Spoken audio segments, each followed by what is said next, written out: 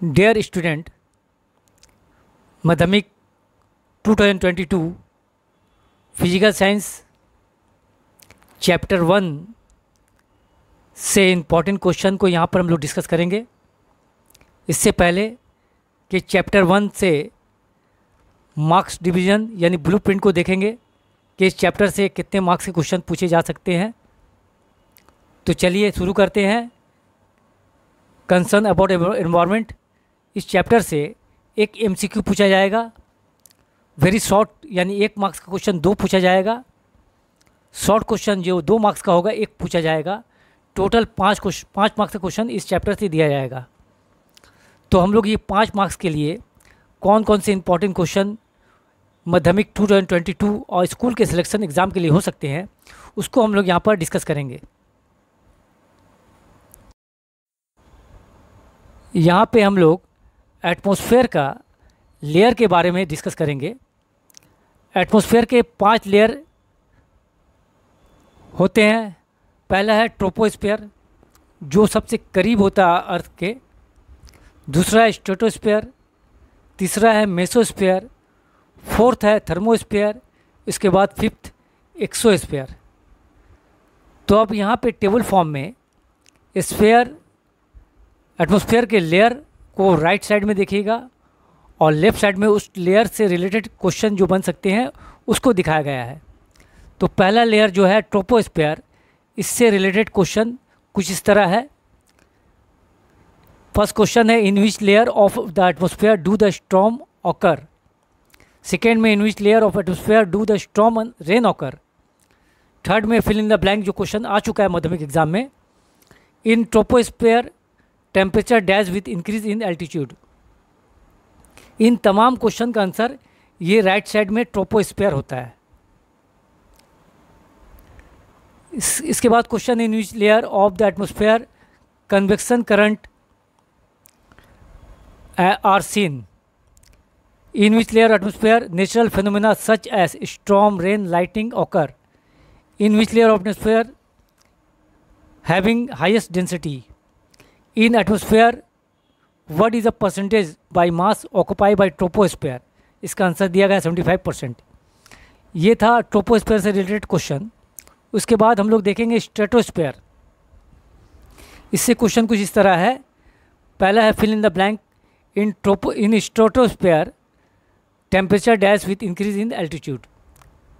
उसके बाद क्वेश्चन है, डज द टेम्परेचर इंक्रीज और decrease with increase in altitude in the stratosphere. In which layer of the atmosphere jet engine और civilian aircraft fly. इन तमाम question का answer right side में stratosphere होता है। उसके बाद तीसरा स्फीयर है मेसोस्फीयर। इसको हम लोग कोल्डेस्ट लेयर ऑफ एटमॉस्फेयर कह सकते हैं। चौथा लेयर है थर्मोस्फीयर। इसके अंदर आइनोस्फीयर होता है।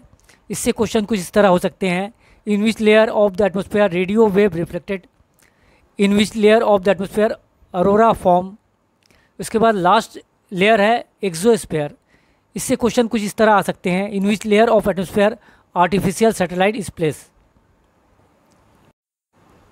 यहाँ पे हम लोग 1 और 2 मार्क्स के क्वेश्चन को देखेंगे जो इम्पॉर्टेंट हो सकते हैं। तो पहला क्वेश्चन है, in which layer of the atmosphere temperature decrease with increase in altitude.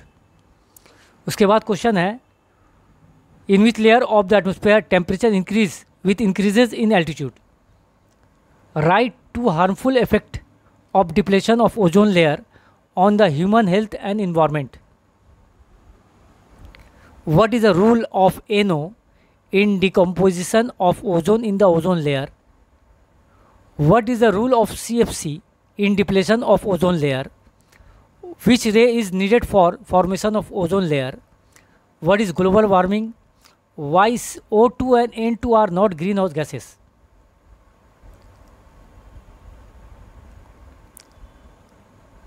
Mention one preventive measure to reduce emission of greenhouse gases.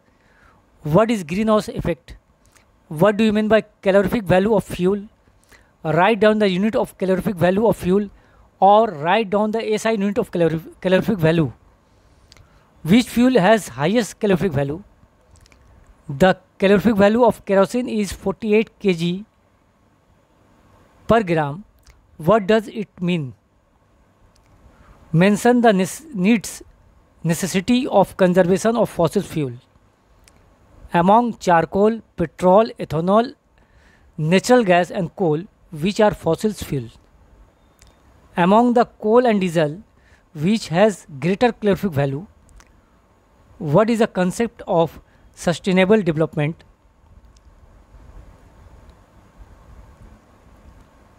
Give example of non-conventional and renewable sources of energy.